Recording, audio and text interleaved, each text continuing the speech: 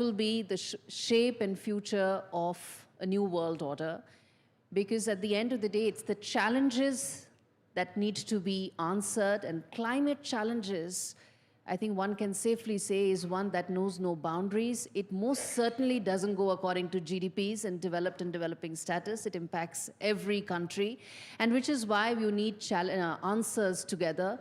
And I'm hopeful that we'll find some of those today in this August panel. A quick introduction is in order. We'll get Eric Solheim as well. He's the former Minister of Climate and Environment of Norway. He's joining us from Oslo. Excellency Lindy Cameron is here. She's British High Commissioner to India. Harjeet Singh, Global Engagement Director, Fossil Fuel Non-Proliferation Treaty Initiative. And we have Mr. Shishir Priyadarshi, who's the President of the Chintan Research Foundation. Thank you so much, all of you, for taking out the time. And Eric is also with us here. Let me start by asking one thing, which I think would also set the context of why this conversation is so important, which is the fact that the speed with which we are seeing climate catastrophes happening around the world, their recurrence is now happening at an alarming pace. Developed countries are facing extreme challenges, but that also gives an idea about the fact that if the largest countries are struggling, then the extent of impact for developing and poor countries is, I think, frankly, unimaginable, because they don't have the framework, the solutions, and response as well. So that's one question I feel that all of you should answer in terms of when you talk about climate catastrophes, their impact, their speed, how does that play into the urgency with which governments need to find a solution? Ma'am, let's start with you. Thank you. I think you're absolutely right. I think the lived experience of climate emergencies helps people to understand why their governments need to take policy action now. And nowhere is that more evident, actually, than here in India, seeing the floods, the landslides in Kerala and in Odisha. So I think it is really helpful in driving that sense of urgency. And we know that matters not just in helping to build the global consensus for policy change, but also in helping people to invest in what they need for resilience. So we've been really proud, for example, to be a founder member, along with India, of CDRI, the Coalition for Disaster Resilient Infrastructure, which is helping to ensure that best practice from India is actually delivered in the Global South to ensure that infrastructure is built in a resilient way. And we know that is really good value for money. We know that every dollar invested in resilient infrastructure pays off 4 times over. So it is important and it is really urgent. We're also really proud of what the UK government is doing. I mean, my new government takes climate change incredibly seriously. It was one of the first speeches that our new Foreign Secretary gave, highlighting the importance and the urgency of the climate and nature crisis. And we were really proud, for example, that we've literally just closed the last UK coal-fired power station on our journey to carbon-free electricity by 2030. Okay, all right, so you want to respond, and then I get it, Mr. Priyadarshi as well?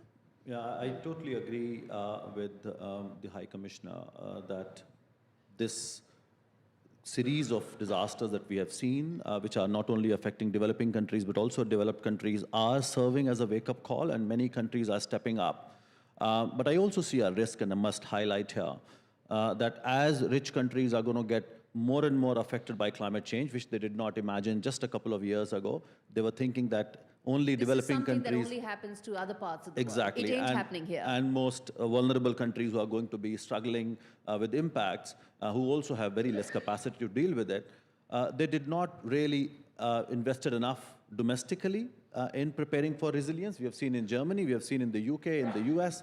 So now the challenge is going to be, and that's the risk, that they're going to start looking a lot more inwards, which means they are going to be far more cautious about the resources that they invest in the international cooperation. They're going to start using it internally. And that challenge remains. So on one hand, it serves as a wake-up call, but on the other hand, it may impact the flow of finance to developing countries. I hate to give a comparison to that. It's reminding me of the COVID vaccines, unfortunately, that you start looking more inwards than ensuring that some of the other most affected parts also are brought into the ambit of protection. Mr. Priyadarshi, yeah. Thank you, and a very good morning to everyone. Look, while it's true that the kind of disasters we are seeing are spread all over the world. But I think we shouldn't shy away from saying that it's impacting far more those who were historically much less responsible for the state of affairs that we are in today. We try and talk that it's fairly uniform across the globe. It's definitely not. Sure, in terms of natural disasters, it may be, but if you look at the kind of migrations that are happening within countries because of the extreme heat that is being generated, it's much more in the most vulnerable and developing countries. That's one. But the second point, again, it's like a point of caution, that while the narrative must be on sustainability, for a lot of developing countries, and I think India included very strongly in that, that narrative should actually become a three-pronged narrative. We fight on sustainability, but we don't at all lose our emphasis on economic growth and energy security. For a country like India, we've got to ensure that every single nook and corner of this country has reliable and affordable. I think the key word is affordable energy. We must also not forget the fact that India is aiming to be a developed country at 2047. All three must go hand in hand. Indeed. And that's a question I'm going to come to in a bit after giving Eric a chance to come up with opening comments, which is about the trust deficit and also the fact that you can't have the same finishing line if you don't have the same starting point. And I think that's the fundamental point in terms of the trust deficit that exists on issue related to climate. But Eric, come in there on the fact that will these unfortunate incidents that are happening very regularly become a catalyst towards a more concerted action towards these climate challenges?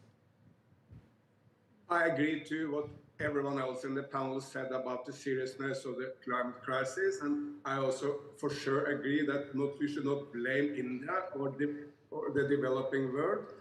Look, US emissions up to today per capita are 25 times Indian. So no one should blame India. But the game changer is not this. The game changer is something fundamentally different. And that is, for the first time in human history, it's possible to see environment action and climate action as an opportunity, not just a problem. Climate change is a huge problem, but it's also an enormous opportunity. And let me give you one example. The Indian state of Gujarat has now set the target to 100 gigawatt of renewable energy by 2030. And in the combination of the good leadership from Prime Minister Modi at the center, the leadership from the state of Gujarat, and engagement of Adani and Reliance and all big industrialists, I'm pretty confident that we'll reach this goal. And look, it's enormous.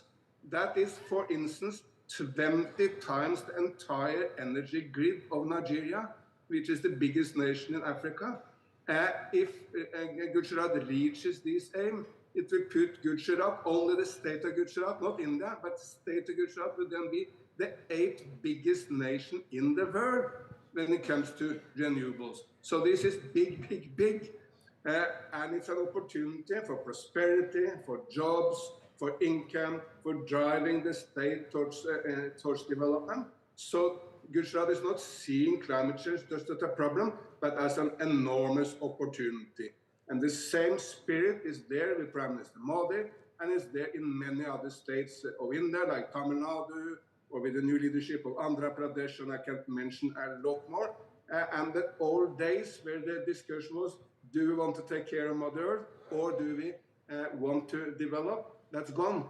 Now we can develop and take care of Mother Earth by seeing it all as an opportunity. All right. You want to respond? You want to come in there in terms of what he's saying? Okay.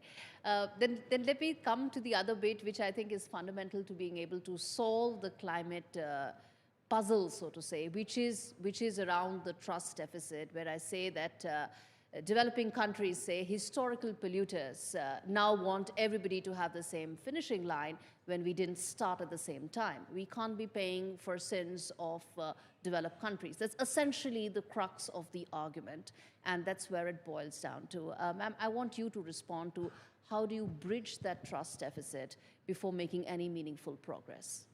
So I think you've got a real point. Our Foreign Secretary said in his speech that he had heard that developing countries didn't believe the system worked for them.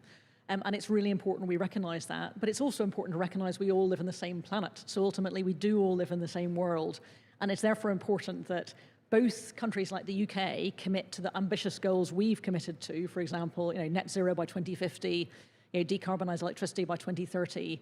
It's incredibly important we do that to address our responsibilities. It's also important that we ensure the scale of climate finance is available to help India and other countries grow at the pace they want to, create that low-cost, low-carbon electricity that allows for the incredible ambition India has in a way that doesn't increase the risks for the planet. And I think that potential is there. There's a lot we can do as governments.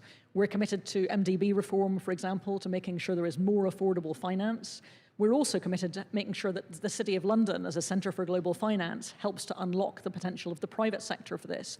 And indeed, we're working here in India on technology and research to ensure that we're supporting those incredibly ambitious goals. I really do think, after 6 months in India, that India is the place where this is going to happen. It is the country that matters most for the future of the planet and for climate change, because India's ambition for development should not in any way be constrained by the responsibilities of the planet.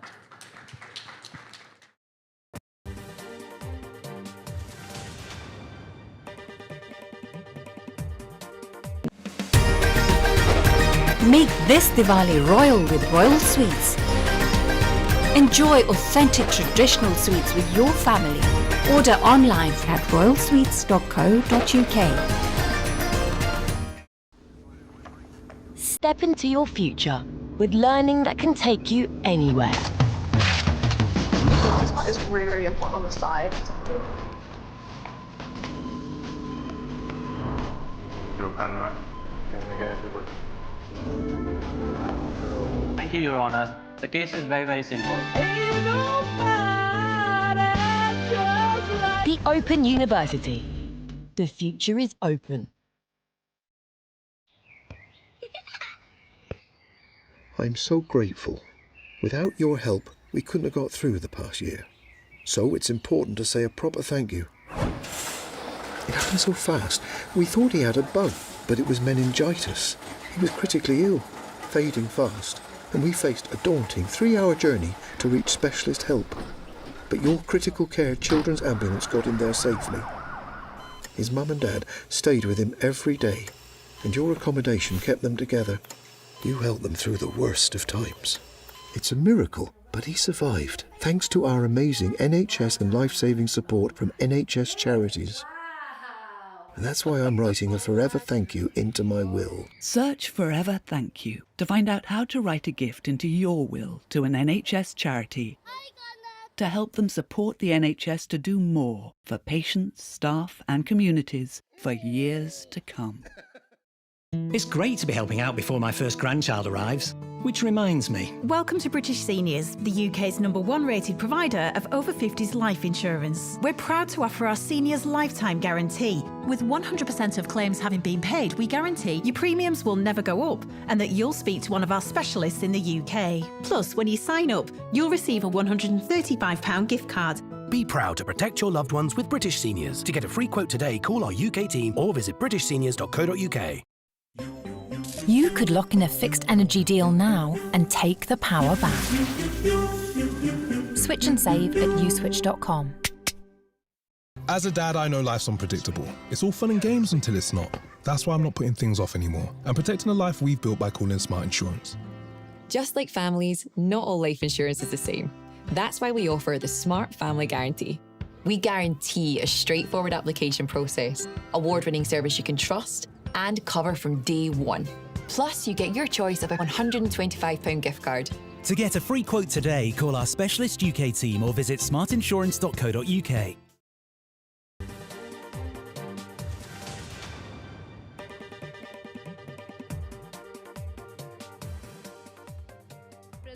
Let me also ask you about the fact that a lot of your experience at the WTO, where some of these negotiations took place a couple of decades back, it was the same conversation. The context may be different, which was more trade and less climate, but the conversation was the same, which is around you don't know the starting point, but the finishing line has to be the same for all nations put together. Talk to us about that experience in terms of being able to bridge some of this trust deficit, because at the end of the day, it's about negotiations and breaking that deadlock. Thank you, Gauri. Look, this is not the first time a global issue is being discussed multilaterally. And I think the way the trade agenda was set in the 1990s has perhaps a lot of lessons for us in the way we set the climate agenda.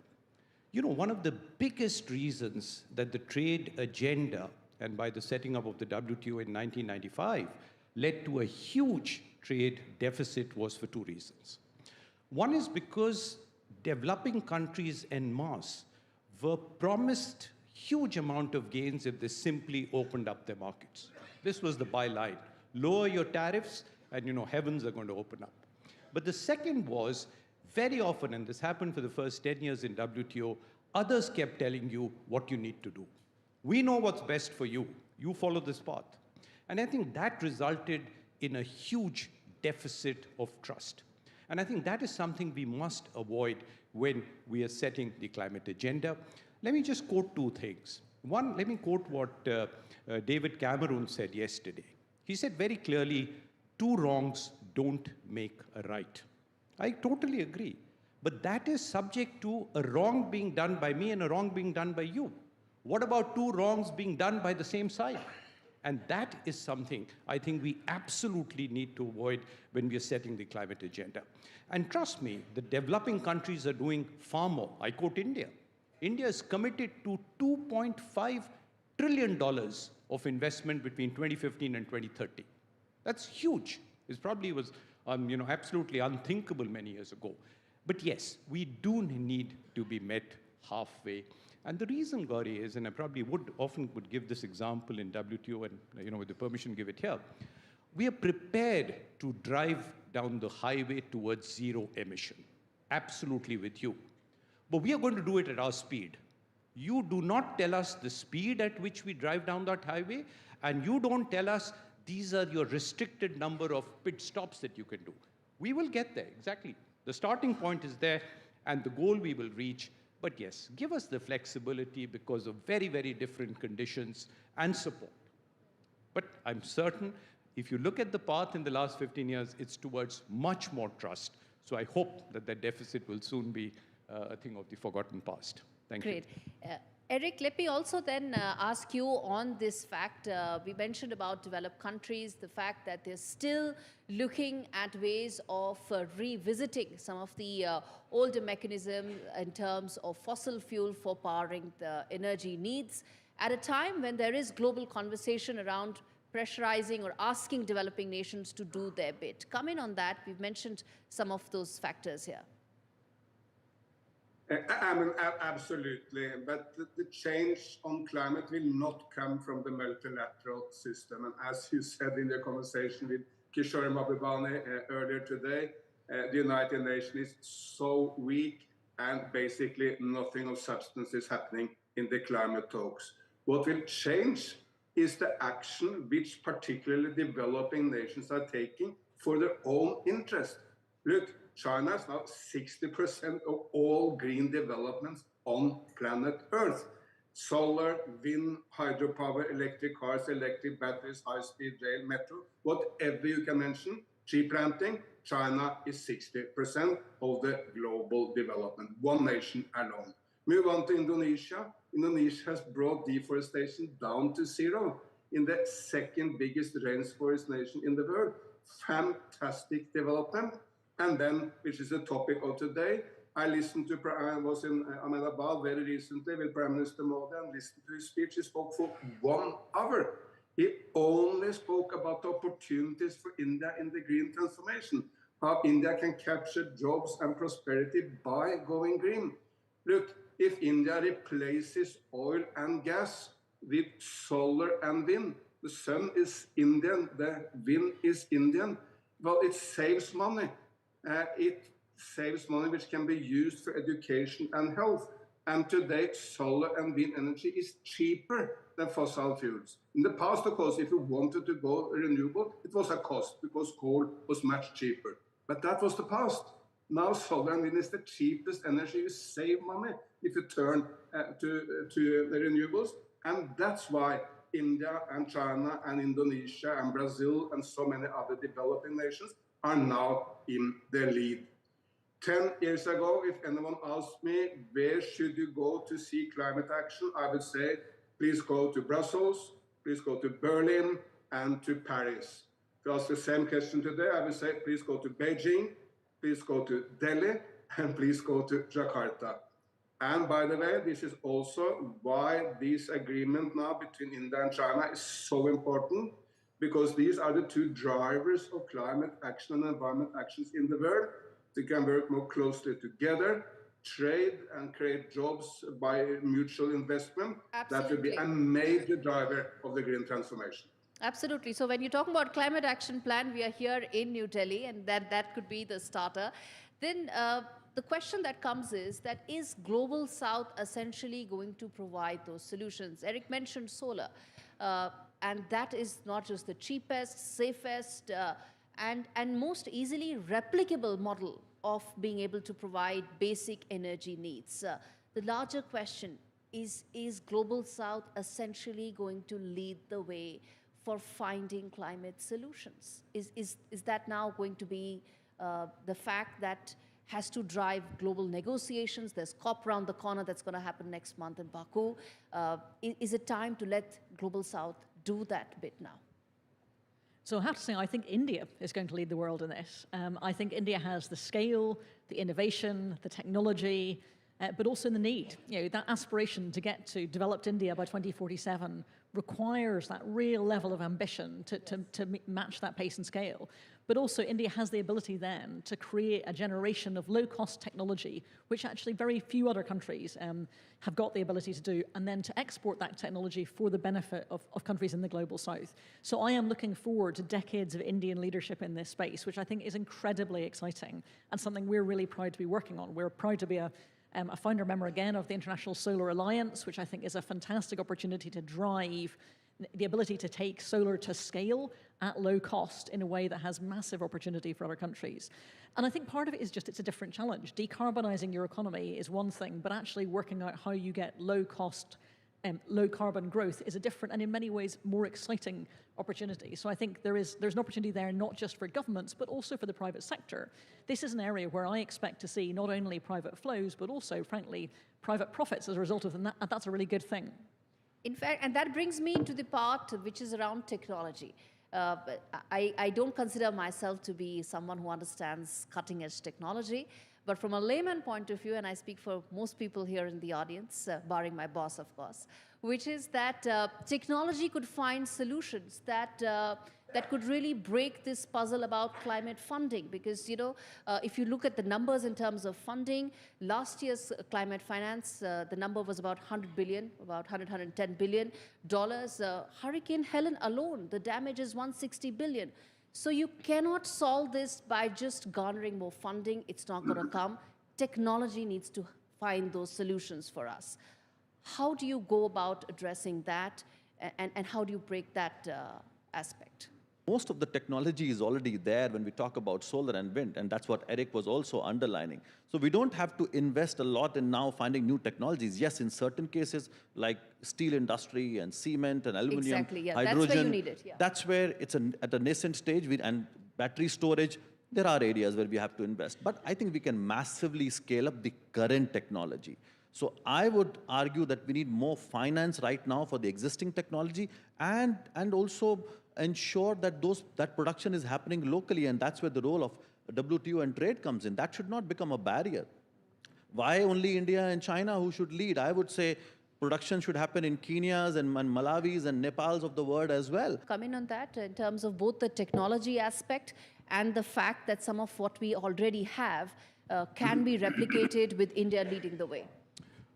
Look, I think India is already showing the way. And again, it's not because the three of us sitting on the panel are saying, so you look at the figures. Look what India has done in the last 10 years, and you also asked about what the Global South is doing. You know, India added about 200 gigawatts of additional capacity in the last 10 years, out of which more than 150, that's 75% of the additional capacity came from renewables. So we added about 175 gigawatts of additional renewable capacity. And this we did because, yes, continuously technology, more adaptive, more reasonable, more more replicable is coming in. But still somewhere, Gauri, and perhaps, depending on time available, I have to quote that, we also need to change the global narrative about what the global South is doing. Irrespective what India has done. And I'll with your permission, and that's why I'm delighted that NDTV is now also doing a global channel, because we need to get the story out. I'll just quote two headlines, one most recent. This was published by the Telegraph, 2024, which is this year. It says, international leaders express dissatisfaction with India's voting patterns concerning climate initiatives. Now, for me, that's terrible. Look what we are doing, and yet what is being highlighted is our voting patterns. And if you look at the NGO report of just a year back, it says an NGO published finding criticized the gap between India's environmental promises and its action in transitioning to green resources. Come on, you've got to give me a break. The Adani Group itself by 2030 would have contributed 50 gigawatts to green energy. I mean, India's taken actually quantum steps. But yes, we really need to highlight that. We need ambassadors like Eric there. We need the high commissioners there. We need activists here. But we need, most importantly, global news channels like NDTV pushing the story. Thanks.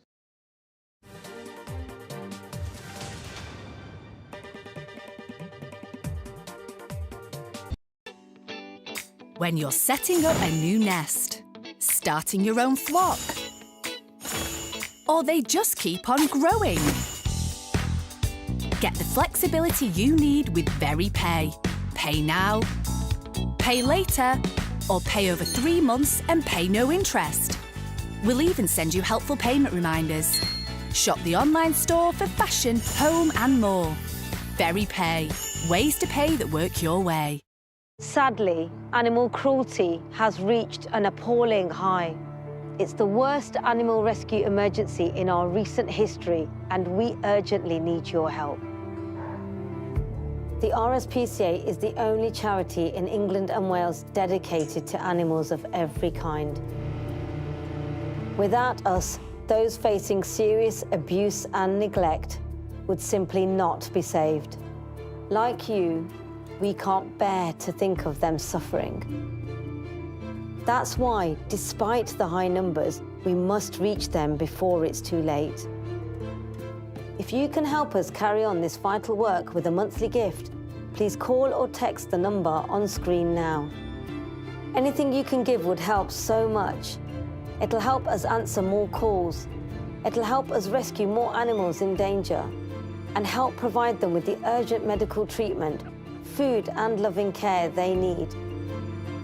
I promise we will never give up trying to save every animal we can, but we need your help now more than ever. I can assure you, your gift will help save animals' lives every day.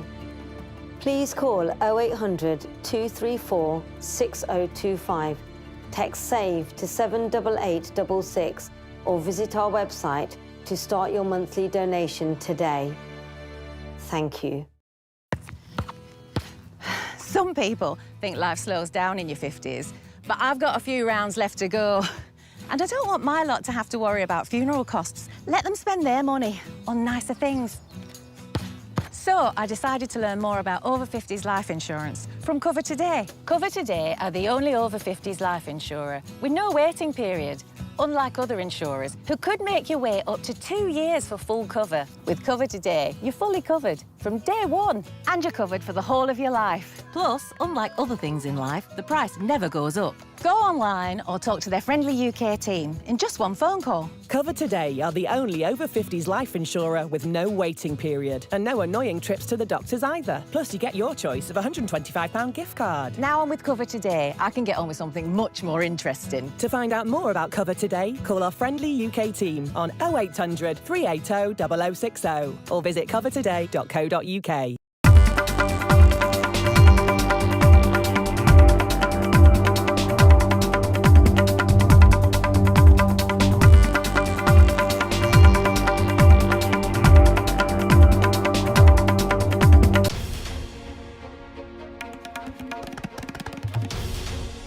is NDTV. And you're watching NDTV 24/7.